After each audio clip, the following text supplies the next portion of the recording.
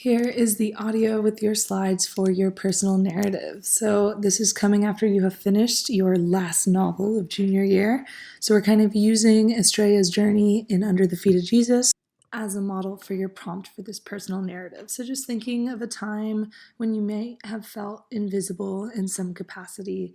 Maybe it was the first day of school. Maybe you didn't get played in a sporting game. Maybe you didn't start in a sporting game. Maybe you didn't get a happy birthday from somebody. Maybe you felt ignored. Maybe you asked somebody to do something and they did the opposite. Maybe it's with a sibling. Maybe at work, someone or a customer ignored you or treated you poorly. Maybe one of your teachers didn't give you feedback on an assignment. So just think of different times when you might have felt unseen in some way. That's going to help you brainstorm ideas for your narrative that is coming. So in Under the Feet of Jesus, as you were reading, what did it feel like if you couldn't understand all of the text because it was in a different language than most of our native tongues? Maybe you felt confused, maybe invisible. Well, maybe this is just like how the characters felt in the novel. So this was author choice to emphasize these feelings, trying to address through the story and characters. So based off of this experience you had while reading and Estrella's experience throughout her journey, this is going to be the stem of our writing assignments. This is the last piece for the year. It's going to be a personal narrative. So you're going to write about your own experience, a time when you felt either invisible or you were stereotyped or imprisoned. You had some limited impression of yourself. You felt unseen. So as you're drafting, and this video should really help you get some solid grounding into how you're going to write this and skills to use. But think about Viramonte's style, the author, how she creates compelling scenes in her novel. She uses imagery, figurative language, sequence of events. So she'll go from the past and present and back again. She'll create a story, and she uses really good effective techniques, such as including dialogue and experience. So think about how you can communicate your story to your reader. This personal narrative is not only to wrap up our reading and our novel and our year, but this is also to help you with the college process moving forward. So next year is senior year. At the beginning of the year, you're going to be starting to do the application process. So over summer, it would be wise to start thinking about your applications, your personal narratives that you need to write for colleges. So that is why we are ending with this year, in order to help you with that process kind of moving forward and give you skills as you look ahead. So I want you to kind of think about stories in your own life that you've been told. So you didn't watch them, you didn't read them, but think about in the lunchroom, stories from your parents, maybe your grandparents. What makes those stories good when you're hearing a story? So maybe you felt like you were there. So think about the descriptions. That's kind of what you want to be presenting. And they always have a point, right? All good stories must have a point or a reason. So in movies or novels that we've heard of, common ones, Finding Nemo, there's a point, right? Just keep swimming. Or in The Incredibles, what's the point? Family, being yourself, embracing it. Or Inside Out, emotions are actually a good thing. Toy Story teaches you about friendship. Okay, there should be a point to your story. You don't want to tell a pointless story. You want to get something from it. So I have a sample personal narrative on Schoology for you. And this is going to be such a good guide because it's showing you length of a personal narrative. It's about 1 page, and it's going to show you how you can kind of portray a story. It's going to be brief, but it's going to have key details. It's going to have certain things that really make a story yours, like dialogue. What were you feeling? What did you learn? So these are the key things. So I want you to go through the sample personal narrative that is on Schoology and figure out these different elements in yellow. So I want you to be able to identify the introduction. Like, who are you? What is the story that's going to take place? This experience. What was the first event? What then happened to make you take steps towards resolving this event? And then the third event is that climax. What happened at the build of everything? How does it kind of come to fruition? And then that last part of your narrative is your reflection. And that's the biggest part. It's what did you learn? What did you take away? What are you carrying forward with you? Less cliche, but really meaningful to you, specific to you. So you could pause this video now and go straight to the personal narrative so you have an idea of what I'm explaining and what you're about to start for your own process and get yourself into. And you can watch the video I've posted, but I'm going to move forward in this video here to give you the rest of the insight for this narrative. And here is a photo of that sample personal narrative kind of split up. Okay, so you can pause here and kind of get your info out of this and how it's split up in these different elements.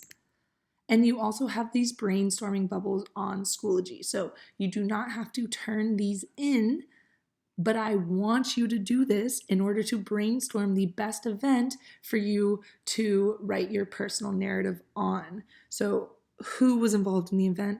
What happened? Where were you? When did this occur? And why did this experience affect you? Remember the prompt, a time that you felt unheard or misunderstood or along these lines. So these bubbles have you list 3 different experiences, and then you're breaking up the 3 details of each experience. And doing that, you should be able to visually see which experience is going to be the best narrative for you. And you just want to be thinking about key things like sensory details. What did you see, hear, taste, smell, feel? How can you portray this experience to your readers and show that it was an authentic experience for you? And remember, this is brief. It's only about 1 page, so getting all of this out in a concise and specific manner. So here's a visual of kind of how you would split up your own personal narrative. And you will be turning in an assignment very similar to this that you're going to see on the next slide. But you want to pick one of your brainstorming bubbles and then split it up into these elements. So you have your introduction, you have your first event, you have the middle of that event, what steps were taken, and then you have the end of the event, the climax, what happened once steps were taken in that second event. And the conclusion is that big piece. You're restating kind of what you thought might come out of this and then what you've learned, your personal comment on this event, something really specific to you. So here is the organizer that you are turning in this week. This is the assignment you're turning in, but I want you to watch this whole video to get all of the good details that you want to be including in this. Remember, these skills are in order to help you with your narrative writing for college. I want you to get these skills out of this year. So you want to use the strongest idea you came up with in your brainstorming bubbles. Which one had the best supporting details, where you can think about your first event, why there was a problem, in what way have you felt unseen, misunderstood, and then your second event are your steps taken towards the problem. What did you start to do once you realized it was a problem? And then the third event is the climax, that big piece that happened. All of these paragraphs are really brief. Look back at the sample narrative. They're quick. You don't have to write a lot. It's just your experience and you're portraying it in a detailed way with dialogue, like what actually happened. Let us see and feel your experience. And then the big part is the conclusion. Why does it matter? What's the point? What did you learn? And that's the hard part, and we're going to talk about that. But that's kind of what you want to build to. And here's a visual, a picture of the task. So you want to think about your setting, the problem, and then here's kind of how you're splitting up the events. Maybe why is it a problem? So maybe you felt that you were feeling lost at school, like you didn't have a place to fit in. Okay, so maybe that's the stem of your prompt. So your first event is why you felt lost, why that was a problem for you, what you felt. So maybe you would include some dialogue about what you were thinking and experiencing. It's brief. And then your second event is steps taken toward that problem. So what did you do to try to overcome this feeling of being lost? So maybe you joined a club. Maybe you started saying hi to people, looking for a friendly face. And then the third event is the climax. What happened once you started taking those steps towards your problem?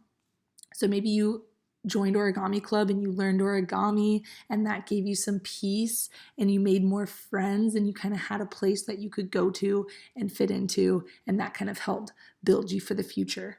And then you want to think about what you learned from that. What's the point? So maybe you have learned in the end as a reflection that you can overcome your own obstacles, and that not only that, you now have a peace of mind in learning a new hobby and skill, and you're going to teach others about origami XYZ. Okay, so really specific to you. So keep watching this video for tips. So here's an example structure for your personal narrative, and then here's a structure for your bones, your showing versus telling. How are you going to add details? So including dialogue. That's going to make this so much more specific to you, what actually was said, what was actually thought, what was actually felt. You've got to include dialogue. And then what questions were said. What exclamations were stated? How are you going to elevate your writing? So instead of saying, I was lost, say, I was lost at the 2-acre Disneyland with crying children and balloons and ice cream cones and giant mascots, but with no one I knew or came with. I was so terrified and alone and felt really unsure of myself or what I would do next. Now I can see what you're experiencing. So make it specific to you, and that takeaway is the most important part. So what's your new meaning and understanding that you now carry on with you? Something that can't be applied to everyone, but that's specific to your experience. Do you have a new mantra now? What did you learn? Okay, and then making your writing more 2.0, and I'll give you ideas for that later, but really thinking about imagery and dialogue. Okay, you're choosing language with intent, but you're making your narrative readable and concise. So each paragraph was pretty brief in the sample narrative, right? So you want yours to be brief, but you want to really paint your story and your feelings. Okay, so I'll give you ideas on how to do that, but the key here is being able to be transparent and reflect on your experience. Make it real, make it about you. That's the best story. Okay, so this is a great slide to pause and get all of these tips. So I'd love you to read through this. The pink shows you exactly how to break up your narrative, but the takeaway, this part in yellow, this is the hard part because you may not have realized from this experience that you've learned something, but you need to reflect on it. What did you actually learn? How have you grown? How can you apply this experience to your life and your mindset moving forward? And this is what the colleges need to see in your narrative writing as well. The learning. What have you changed? What's your new mindset? This is the hard part, but this is what you need to reflect upon. And you've got to include dialogue somewhere in there. You need to make it authentic and paint the specifics of your experience so your reader can really understand what you were feeling and how this is meaningful to you. Okay, so here are slides just to give you guided ideas on how to do this in your own writing. So thinking about a memory, what even is that? That's what you need to do. So something that you recollect, right? So a guided activity you could do here is think about an object that brings about a memory. So for me, I have a flat Stanley that I was given in 2nd grade. Okay, so that's an object from a long time ago, my flat Stanley doll. So a kernel essay that you can do with this to brainstorm your events is, where was I? Okay, in 2nd grade, I received a flat Stanley doll in class and I needed to give it to somebody to catch up with them. Okay, so what happened first? I sent my flat Stanley doll to my godmother in Georgia and asked her to take photos with the doll to show me what she was doing and experiencing. What happened next is my godmother sent back a packet with the flat Stanley and all of her photos, and I got to see what she was doing all week long. What happened last? I phoned up my godmother and I talked to her and we were on the phone for an hour and we were laughing and just catching up and laughing so hard about when Flat Stanley fell into her lake and she had to fish him out, and it was just a great experience to catch up with her and talk with her. And what did I learn? And this is the important part. I learned that it doesn't take a lot to reach out to other people, but just because someone is across the nation doesn't mean that you don't need to talk to them. And I got to catch up with my godmother and really connect with her. And I've learned that I need to stay in contact with my loved ones and really grow from my experiences with them. Okay, so this is a great slide to pause on. These are examples on how to elevate your reflection. So instead of saying, I learned that I should face my fears, that's very cliche, that could be applied to anybody. Instead, after all the fear I had mustered up to, my experience paid off. Determination helped me get through it. Like my father says, if there's a will, there's a way. Okay, this is fabulous. This is really specific to this person. There's even dialogue in there. There's even a mantra specific to her family. I can really see the learning and growth here. Okay, instead of something cliche, think about how you can really tie in the point of your story, maybe bring it full circle from the beginning of your story to the end, something less cliche. So read through these and think about how to elevate your reflection. That's really what you want to paint for your readers. What have you learned? Okay, and then we have a bada bing, and this could really help you in your own writing. So instead of saying, I went to a school dance, okay, some statement, you want to bada bing that. So ba is what your feet were doing, da is what your eyes saw, and bing is what you thought. So notice how the new bada bing is elevating your writing, changing a stagnant picture into a GIF, including dialogue and touching on the senses, That is what you need to be doing in your own writing. You want to be thinking about how to touch the senses, include dialogue, and really portray your story in a meaningful and authentic way. You've got